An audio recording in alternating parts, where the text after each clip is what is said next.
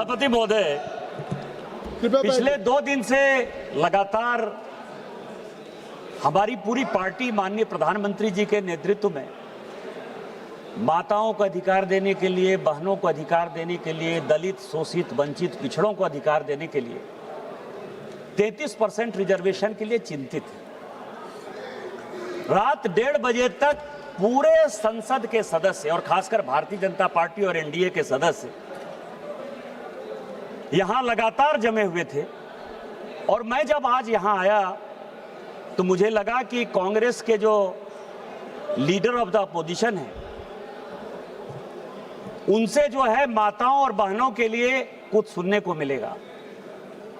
उन्होंने जब भाषण शुरू किया और जब खत्म किया सर, तो मुझे लगा कि मैंने पीसी सरकार का जादू शो देख लिया या माइकल जैक्सन का मैंने डांस देख लिया।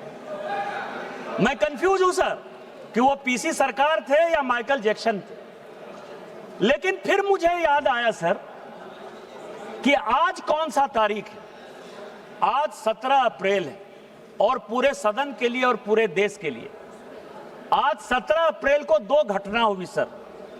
17 अप्रैल 1987 को पहली बार राजीव गांधी जी के ऊपर बोफोर्स के कमीशन खोरी का आरोप लगा और यहां के फ्रंट पेज पर चला। 17 अप्रैल वो दिन था सर, 17 अप्रैल 1998 वो दिन था जिस ओबीसी की ये बात कर रहे हैं, सीताराम केसरी का धोती खोलकर सोनिया गांधी जी कांग्रेस की अध्यक्ष हो गई। और 17 अप्रैल 1999 वो दिन था जिस दिन कि अटल बिहारी वाजपेयी की सरकार को जबरदस्ती क्रिश्चियन लॉबी के दबाव में गिरधर गमांग को वोट दिलाकर यही इस्तीफा दिला के दिया गया। यह 17 अप्रैल है सर, और इसीलिए उनका पीसी सरकार और माइकल जैक्सन होना लाजमी है। दूसरा सर, 543 की बहुत बात हो रही है, यह संविधान से चलता है ये देश सर। सबसे पहले मैं कास्ट सेंसस पर आ जाऊं। आजकल रोज कह रहे हैं सर कि कौन दलित है, कौन पिछड़ा है, कौन आदिवासी है। सर, इस देश में सबसे यदि मजबूत कोई बिजनेसमैन है जिसकी की बहुत इज्जत है तो वो टाटा परिवार है। और राहुल गांधी जी को यही नहीं पता कि टाटा माइनॉरिटी है।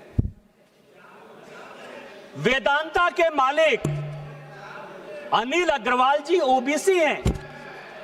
सुजलॉन के मालिक तुलसी ताती शेड्यूल कास्ट। और मैं आपको बता दूं सर कि बहुत बड़ा ग्रुप है माइकल सेन, उसका जो सीईओ है वो अरुण उरांव आदिवासी। जिसको जो अपॉर्चुनिटी मिली इस अपॉर्चुनिटी में काम किया। लेकिन आपने क्या किया? कॉन्स्टिट्यूएंट असेंबली में आपने अभी बात की है, ओबीसी रिजर्वेशन की बात हो रही है ना, reservation with in reservation. OBC को संवैधानिक अधिकार हमारे प्रधानमंत्री ने दिया। आप मांग रहे हो, आपका डिमांड क्या है? सारे अपोजिशन के लोगों ने, अखिलेश यादव जी से लेकर सारे लोगों ने कहा कि ओबीसी महिलाओं को रिजर्वेशन चाहिए। इसी ओबीसी रिजर्वेशन के लिए 2010 में जब राज्यसभा में यह कानून पास हो रहा था तो जो सदन के नेता थे प्रणब मुखर्जी साहब और जो उस वक्त के तत्कालीन प्रधानमंत्री थे मनमोहन सिंह जी, उनका स्टेटमेंट लेकर आया हूं मैं। उन्होंने कहा कि मरते दम तक कांग्रेस किसी ओबीसी में महिला को रिजर्वेशन नहीं दे सकती। इसी शेड्यूल कास्ट, शेड्यूल ट्राइब के प्रमोशन के रिजर्वेशन के लिए जब इसी लोकसभा में कानून आया तो समाजवादी पार्टी के, सुनिएगा अखिलेश जी, आपके सांसद यशवीर सिंह जो शेड्यूल कास्ट थे, उनको इसी वेल में मैडम सोनिया गांधी ने पीटा। आप आदिवासी की बात करते हो, शेड्यूल कास्ट की बात करते हो, किस तरह की बात कर रहे हो? और 2011 में जब जातिगत जनगणना के आधार पर, ठीक है बोलिए अखिलेश जी। ये अध्यक्ष महोदय, सभापति महोदय, समाजवादी पार्टी का हमेशा पक्ष रहा है कि महिला आरक्षण के हम पक्ष में, पहली बात। दूसरा, हम पार्टी के अनुसार चाहते हैं आरक्षण। तीसरा, हम जाति जनगणना चाहते हैं। आप इस सदन में कहिए कि जाति जनगणना करेंगे और कब तक करेंगे, और क्या ओबीसी महिलाओं को आप शामिल करोगे कि नहीं करोगे? सभापति महोदय, अखिलेश अभी तो भाषण चल रहा है, आपको क्लैरिफिकेशन मांगना है होम मिनिस्टर साहब का। जब प्रॉपर रिप्लाई होगा तब आ जाएंगे, अभी भाषण होने दीजिए। सभापति महोदय, मेरा निवेदन है कि बहुत ज्यादा इतिहास के पन्ने ना पलटें। ये तो वो बता रहे हैं जो आपने सांसद के साथ हुआ। हम जिस भूल गए थे, याद तो दिलाना पड़ेगा। हम जिस संस्कार को मानने वाले लोग हैं वो एक मंत्र पढ़ते हैं, ओम सहना भवतु सहना भुनक्तु सहवीर्यं करवावहे तेजस्विनामधितमस्तु मा विद्विषावहे। हमारे लिए schedule caste, schedule tribe, OBC, forward, backward सब बराबर है। हम उसके सबके कल्याण के लिए काम करते हैं। मैं सभापति महोदय बताना चाह रहा था, इसी 2011 में जब जनगणना स्टार्ट हुई, जिसका कि ये बेस ईयर है, उसके लिए मुलायम सिंह यादव जी, अखिलेश जी मुख्यमंत्री बनकर चले गए थे। लालू प्रसाद जी, मुलायम सिंह यादव जी और हमारे पार्टी से गोपीनाथ मुंडे जी, हम लगातार जातिगत जनगणना की बात करते रहे, लगातार इस पार्लियामेंट को ठप करते रहे। और उसमें सोनिया गांधी जी का बयान है, प्रणब मुखर्जी जी का बयान है, मनमोहन सिंह जी का बयान है, चिदम्बरम जी का बयान है। ये 4 बयान लेकर मैं आया हूं और उन चारों ने कहा कि ये जातिगत जनगणना की। अच्छा, एक मिनट अखिलेश जी क्या कह रहे हैं? ये जो निशिकांत जी, सभापति अखिलेश जी, सभापति महोदय सब लोग श्लोक पढ़ रहे हैं। नहीं, बात सुनिए। लोग बैठ जाए और लोग बिठा दिए, सबको बिठाइए तब मैं आपको अलाउ करूंगा ना। आप सब लोग बैठ जाएं, मैं आपको अलाउ कर रहा हूं। उनको मैंने बिठा दिया, आप लोग बैठ जाएं तब मैं आपके नेता को अलाउ करूंगा। अगर आप नहीं बैठेंगे तो मैं निशिकांत जी को खड़ा करूंगा, आपको अलाउ करूंगा। लेकिन बैठ जाए, अवधेश जी आप बैठ जाइए, आप सभी, बीरेन जी आप बैठ जाइए, बीरेन जी बैठ जाइए, सभी लोग बैठ जाइए, सरोज जी बैठ जाइए। मैं आपको समय दे रहा हूँ, नहीं मैं आपको समय दे रहा हूँ। एक मिनट, हाउस को इन ऑर्डर कर लीजिए। महोदय, मैंने उनका श्लोक सुना, श्लोक पे मैं कहना चाहता हूँ। बोलिए। सभापति महोदय, विवाद की बात नहीं है, संवाद की बात हो रही है। कोई बात माननीय सदस्य ने कहा, मैंने जवाब दिया, माननीय सदस्य ने श्लोक पढ़ा। उस श्लोक पे मैं एक बात पूछना चाहता हूँ। मैं अपने संसदीय क्षेत्र में कन्नौज में एक मंदिर में गया था, लेकिन मेरे बाद वो मंदिर गंगा जल से धुलवाया गया था। आप बताइए क्यों धुलवाया गया? अब जिसने भी गंगा जल से धुलवाया उसने गलत काम किया और वो सभी अपराधी हैं और उनके ऊपर अपराध की सजा चलनी चाहिए, कानून के हिसाब से उनका न्याय होना चाहिए। अब आपकी बात आ गई निशिकांत जी। मैं ये कह रहा था सभापति महोदय, आप कान पकड़कर हमसे माफी मांगोगे, मैं कान पकड़कर भी माफी मांग लूंगा। मैंने तो गंगा जल से नहीं धुलवाया है, जिसने भी गंगा जल से धुलवाया उसने गलत काम किया है। हमारा इससे क्या संबंध है? अपराधी है, चाहे किसी भी जाति, धर्म, वर्ग, संप्रदाय का व्यक्ति यदि अपराधी है तो अपराधी है और उसको कानून के हिसाब से सजा मिलनी चाहिए।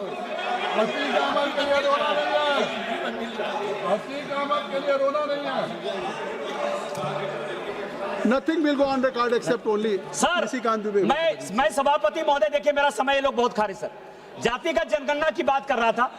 सोनिया गांधी जी ने कहा कि जातिगत जनगणना संविधान के दायरे में नहीं है, हम इसका विरोध करते हैं। चिदम्बरम साहब ने कहा, मैं 2011 की बात कर रहा हूं, चिदम्बरम साहब ने कहा कि जातिगत जनगणना जो है इस देश को डिवाइड करेगी। प्रणब मुखर्जी जी लीडर थे, उन्होंने कहा कि जातिगत जनगणना 1931 के बाद से नहीं हुई है, किसी कीमत पर नहीं होगा। और अंत में मनमोहन सिंह जी ने तो और भी रिकॉर्ड तोड़ दिया सर। उन्होंने कहा कि हमारी सरकार रहे या जाए, इसी सदन हम जातिगत जनगणना नहीं करेंगे। लेकिन गोपीनाथ मुंडे लालू प्रसाद यादव जी और नेताजी मुलायम सिंह यादव जी का मैं बधाई और धन्यवाद देना चाहता हूं कि जिनके प्रयास से उस वक्त की कांग्रेस सरकार को झुकना पड़ा और जातिगत गणना जो है हुई, जिसका कि डाटा कई एक गलतफहमियों के कारण जो है अभी तक नहीं रिलीज हुआ और जातिगत गणना हमारी सरकार करा रही है और 2027-29 में वो आ जाएगा। अरे बैठ जाओ भाई। अब क्या है सर, ये फैक्ट है, ये फैक्ट है जो अब इस अमेंडमेंट पे मैं ये कह रहा हूं कि चूंकि सर्वसम्मति से सभी लोगों ने कहा सर कि सर्वसम्मति से हमने महिला रिजर्वेशन को पास किया। कल्याण बनर्जी साहब का भी आज भाषण सुना मैंने, मनीष तिवारी जी का भी सुना। ये लोग बड़े विद्वान हैं सर, हमारे यहाँ पीपी चौधरी साहब ने भी बयान दिया। ये भारत का संविधान है जो बाबा साहब अम्बेडकर का, और हमने 2023 के एक्ट के बाद आर्टिकल 334A बनाया और 334 ये कहता है सर कि डिलिमिटेशन जो है वो जब लिया जाएगा तो रिलीवेंट फिगर होगा first census taken after commencement of the constitution 106th amendment act 2023। Population को क्राइटेरिया बनाया जाएगा, ये हम आप सबों ने पास किया सर। अब पॉपुलेशन को यदि क्राइटेरिया मानेंगे, यदि आप ही की बात सही और सबों ने पास किया है, इसमें Bharatiya Janata party, Congress, TMC, DMK, Samajwadi party, जितना पार्टी है सब इसके दोषी हैं। उनके हिसाब से लिख लीजिए मेरी बात, क्योंकि आप अमेंडमेंट तो नहीं कर रहे हो, आप कॉन्स्टिट्यूशन में चेंज तो नहीं करने दे रहे हो, आप तो विरोध कर रहे हो। यूपी में सीट होगी 87, जो पॉपुलेशन है, जो 2011 का सेंसस है, निशिकांत जी जो आपने पेश आप किया, हमको एड्रेस करिए। सभापति महोदय जो इन्होंने पेश किया, और आज जो 2011 का सेंसस है, मैंने तो 2026 का सेंसस लिया ही नहीं है, मैं 2011 के सेंसस के आधार पर कह रहा हूं। आप उनको मत। यूपी में सीट होगी 87, बिहार में सीट होगी 47, महाराष्ट्र में सीट होगी 49, वेस्ट बंगाल में सीट होगी केवल 38, मध्य प्रदेश में सीट होगी 34, राजस्थान में सीट होगी 32, तमिलनाडु में सीट होगी, जो इतना हंगामा कर रहे हैं काला कपड़ा पहन के, केवल और केवल 29, गुजरात में होगी 28, कर्नाटक में होगी 26, आंध्र प्रदेश में होगी 20, उड़ीसा में 18, झारखंड मेरे राज्य में होगी 16। मैं एक ऐसा भागा राज्य का सांसद हूं जिसमें कि 2000 में बंटवारा होने के बाद, झारखंड बंटवारा होने के बाद डिलिमिटेशन हुआ ही नहीं। और क्यों नहीं डिलिमिटेशन हुआ? इस यूपीए ने क्यों नहीं डिलिमिटेशन होने दिया? भारतीय जनता पार्टी के कारण नहीं हुआ, क्योंकि बांग्लादेशी घुसपैठियों के कारण आदिवासियों की संख्या घट गई। एक आदिवासी की लोकसभा की सीट और 3 विधानसभा की आदिवासी की सीट घट रही थी डिलिमिटेशन में। भारतीय जनता पार्टी ने कहा कि हमको नहीं चाहिए डिलिमिटेशन। आप देश चलाने की बात करते हो, आप लोकतंत्र की बात करते हो। आपने तो बांग्लादेशी वोट को बनाने के लिए हमारे राज्य को तहस-नहस कर दिया। हम बिना डिले, हमारी जो कॉन्स्टिट्यूएंसी है 350 किलोमीटर लंबी है, 3 जिले में विभक्त है। वो क्या बात कर रहे हो आप डिलिमिटेशन की बात कर रहे हो। और यदि साउथ और नॉर्थ का, यदि ये 2023 का जो कि नोटिफाई कर दिया है भारत सरकार ने, यदि ये एक्ट लागू हो गया तो साउथ इंडिया में जो केरल में सीट घटेगी, केरल की सीट 20 से केवल 14 हो जाएगी, तमिलनाडु की 39 से केवल 29 हो जाएगी। कौन साउथ इंडिया का जिम्मेवार होगा? हम कल रिजर्वेशन लागू करने को तैयार है, होगा 543 में ही होगा, लेकिन वो पॉपुलेशन के आधार पर होगा और साउथ इंडिया की सीट घटेगी और कांग्रेस के राहुल गांधी इसके जिम्मेवार होंगे।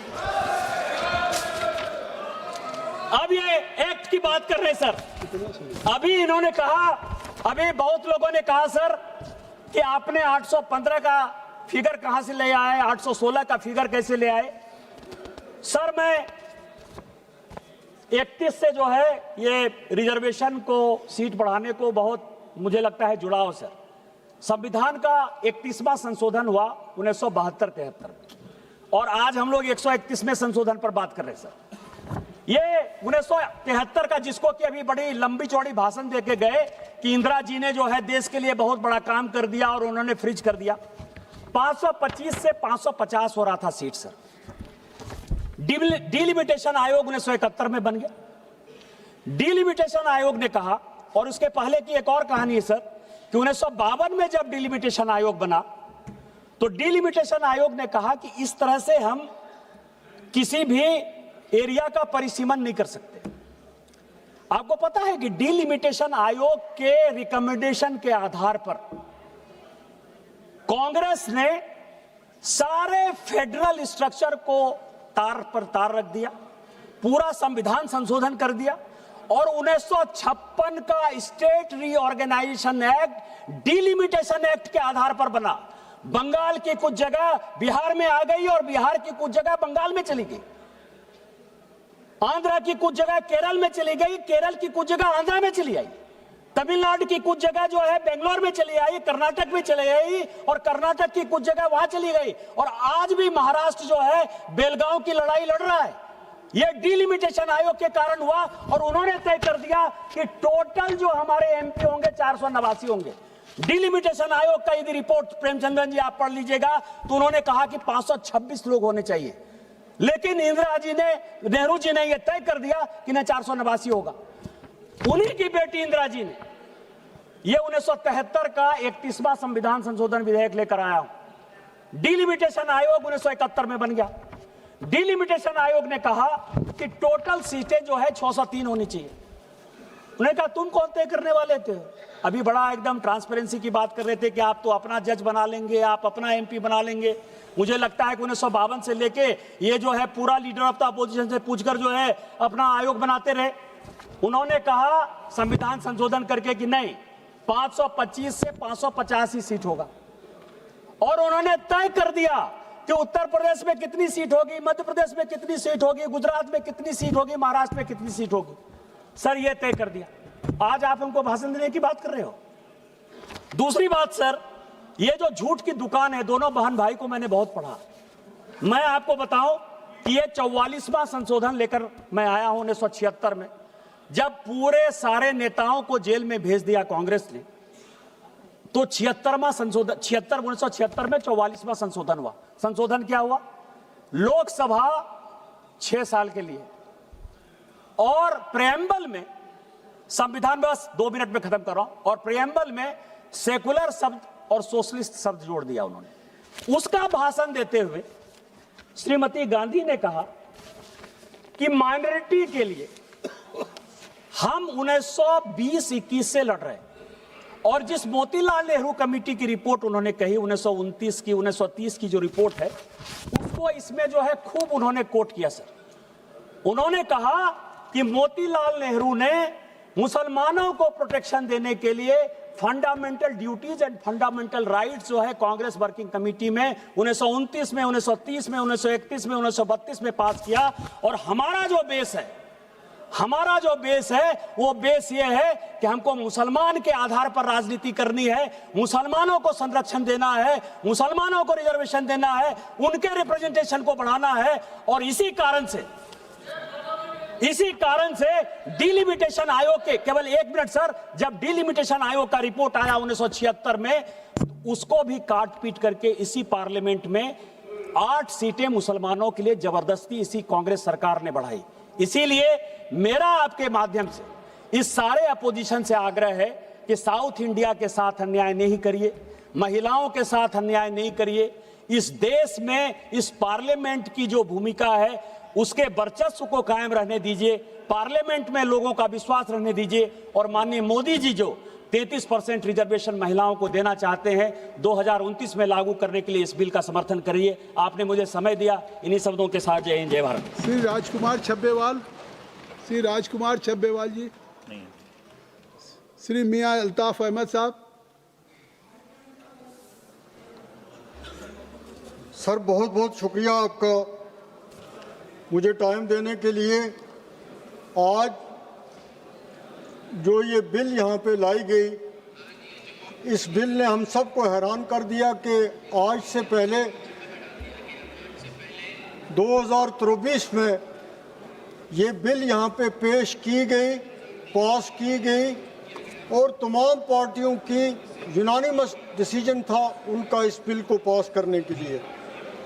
अब दोबारा इस बिल को यहाँ लाने का मतलब मुझे यकीन है कि होम मिनिस्टर जब जवाब देंगे तो वो हमें बताएंगे कि आज दोबारा इस हाउस का स्पेशल सेशन 3 दिन के लिए क्यों बुलाया गया।